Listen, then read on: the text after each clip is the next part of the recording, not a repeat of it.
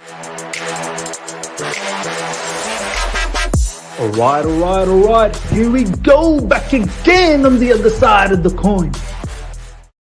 All right, welcome back to the other side of the coin, ladies and gentlemen. Chelsea 5, Chesterfield 1. Can't believe they actually conceded, but we're going to get into all of that. Look, I'm going to get from the beginning. Forgive me, ladies and gentlemen, if I come across somewhat negative in some fans' point of view. I'm going to try and keep it real. You guys have known me. You've now followed me long enough on this channel where I don't talk fluff. I don't talk airy-fairy. I want to be as real as possible with my feelings, and I hope you guys appreciate that. And I want to see what you guys have to say about that. I just finished the live watch-along, live reactions for the particular match, and some of the ratings were mad for our players. And it was you guys that gave these particular ratings, not me. I was looking at what the live chat was saying, and then I was coming up with something in between. And some of the ratings for our players were below average, not even fives, were below average. So I wanted to get that off my chest before I get into this particular review. Now, in this review, what have we learned? What have we learned? Look, kudos to our team, Chelsea. We move on to the next round in the FA Cup. Fantastic. That's a tick mark. Great. But was it necessary to have all of these attacking players, the first teamers, a lot of them, starting this particular match?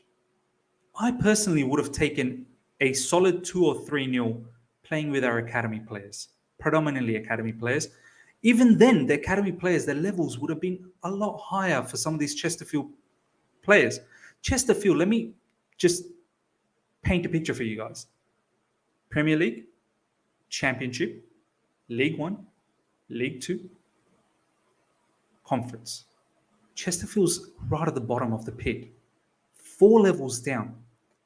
Our academy players play academy matches that have a lot more competition than what Chesterfield have in their Conference League.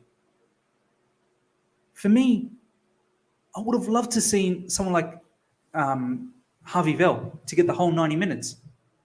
I would have loved to seen Webster. I would have loved to seen Xavier Simons, Sun Sub-Bell.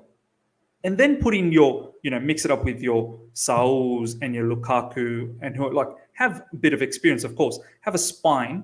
Obviously, you had Christensen, maybe a Saul, and a Lukaku, and then play all the youngsters in around them. They would have cherished this opportunity, and I'm pretty sure we still would have won 2-3-0, and I would have appreciated that more. But before I get into all of the other stuff about the attackers, I want to take this opportunity right now and talk about Lewis Hall.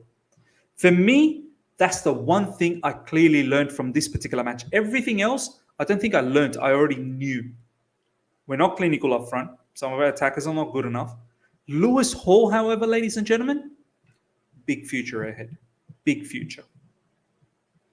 And this is what I wanted from this particular match, to unearth more talents out there. Harvey Vale coming on, playing as a right wing back. That's not his position. Should be playing up front. Was there a need to play Callum? Was there a need to play Pulisic and Ziyech? All of them.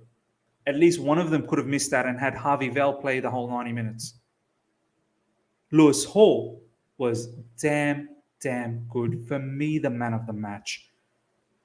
The ability he showed from that LCB, and for me, it was a back three. I don't know what most of you guys were watching and how you felt about the formation. It seemed like Lewis Hall, Sarr, and Christensen in the back three. Then you've got Callum Hudson-Odoi and Pulisic as wingbacks. Then you had Ziyech, Timo Werner, and Lukaku. That's how the setup was predominantly in the first half. Obviously, in the second half, many players got changed, but more or less that was the setup. Lewis Hall in that LCB role, pace, vision with passing, some of the long passing, short passing, crossing. I think he got one assist for Lukaku. Really nice cross. Lukaku first time finish. He had a long range shot that was parried onto Christensen, who scored. Defensively looked okay as well. A bright future for this particular player. a very, very bright future, ladies and gentlemen. Let me know what your thoughts were. For me, he was minimum 8.5 for that particular match. He was man of the match, undoubtedly. Undoubtedly. And I don't just want to bring this up.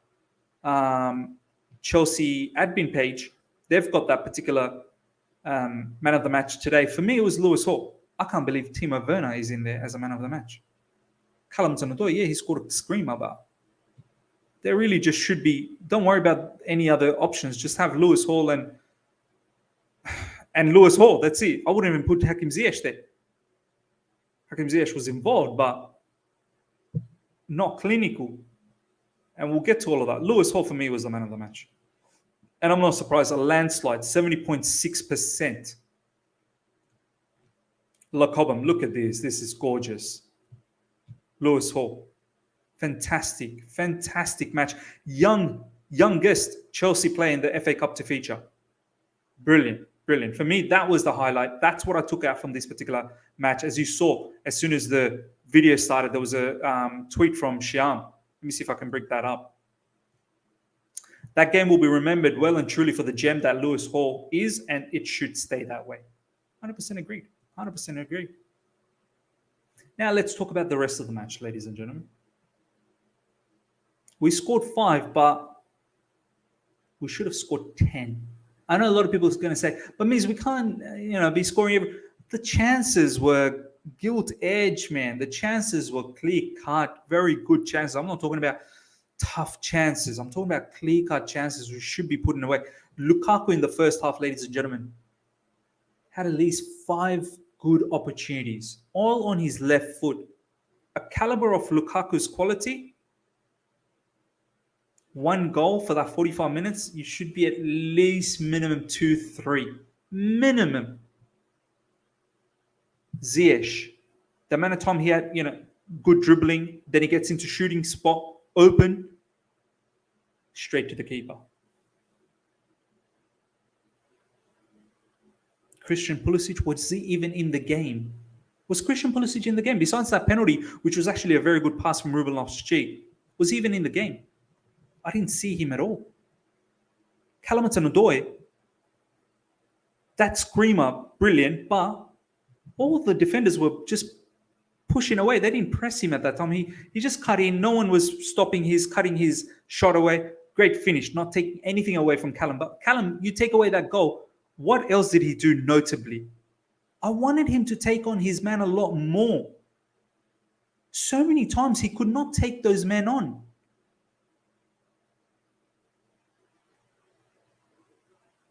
Personally, I don't think he had a fantastic game. Pulisic didn't have a fantastic game. Ziyech was involved but didn't have a fantastic game.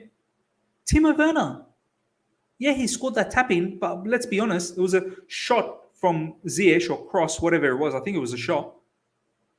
Somehow goes through, and Timo almost mucked it up as well again and just finally tapped it in. Besides that, where was Timo in that match? Where was Timo? And there's many players who were in the same vicinity. Barkley, criminal. Those minutes I've been saying, that should have been Vale's minutes over there. Vale in that situation would have been so much better. Kai Havertz came on and what did he do? His shooting technique. Man can't shoot to save his life, honestly. Many players. Lewis Baker. You get your chance to represent Chelsea. Now I understand why you've not been good enough. You're not good enough.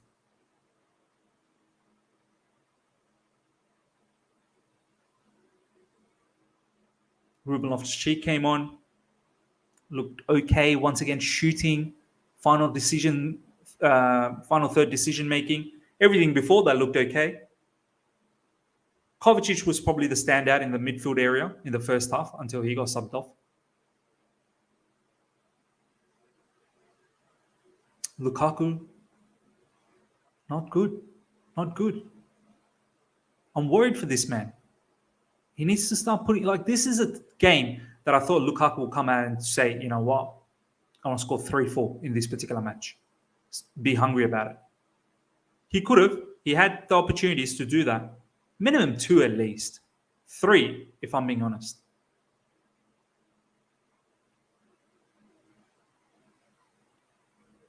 Heaps of people were saying, but Miz, these players needed minutes. They needed, this X, Y, Z. I feel like we've exposed them even more. None of them could come out and say they had a very good game. Tell me which attacking player can actually say they had a very good game. Even Saul, to an extent, I expected him to be more in control of the whole thing. I didn't see him enough in that particular game. Saul was great against Spurs, and I still want him to start against Spurs. And this is what the point I'm trying to drill to you guys, ladies and gentlemen. And correct me if I'm wrong. And let me know if you disagree. This is why I wanted academy players. Because for me, our first teamers getting this type of game is somewhat detrimental to the cause. Because they come out of this looking very average. I'd rather than play quality matches and then get those minutes under their belt. Playing against Chesterfield is far better served for the youngsters because we can unearth some quality there. Like Lewis Hall. I'm really disappointed that we didn't get to see Harvey Vale for the 90 minutes and playing in his preferred up front in the left-sided area. Sunsa Bella as well. Charlie Webster. And then we conceded as well. Awful piece of defending. Sarr falling asleep. Lewis Baker spun. At least get a clean sheet, man. So for me, look, glad we got the victory. We move on to the next round. I feel like we missed a trick on giving more minutes to some of the youngsters. And I feel like, as I said, I would have taken a 2-3-0 victory with the youngsters, which I still think we would have been able to get because our youngsters are quality. What did our attackers prove that the youngsters couldn't have done? Lewis Hall came out of that match, man of the match. That just shows with all the attacking flair that we have, all the money that we've spent, big money, Lewis Hall was the man of the match. Ask yourself that question. Ask yourself the question, ladies and gentlemen. We move on to the next game against Spurs. We need to get serious. We can't fluff a 2-0 lead. We need to make sure we complete that job, move on to the final. And this is a serious competition, Carabao Cup, that we try and get another silverware. We're close now. We're close now to doing that. So let's do that. That for me is the review. Let me know how you felt about that particular match. I'm sorry. I hope you agree with what I've said. I don't think I was out of line in anything that I've said.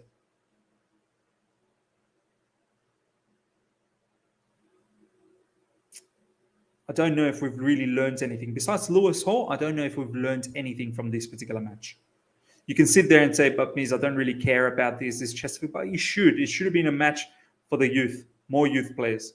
But it is what it is. We move, ladies and gentlemen, go on to Spurs. We get that victory, go into the final. We'll see Man City. Hopefully our board can wake up and give Thomas Tuchel some options with some wing backs, especially left wing back, right wing back as well. Let me know your thoughts about this particular match. If you've enjoyed this video, smash the like button. If you're here for the first time, subscribe. Hit the bell notification to stay in touch with all my content. Until next time, everyone. See ya.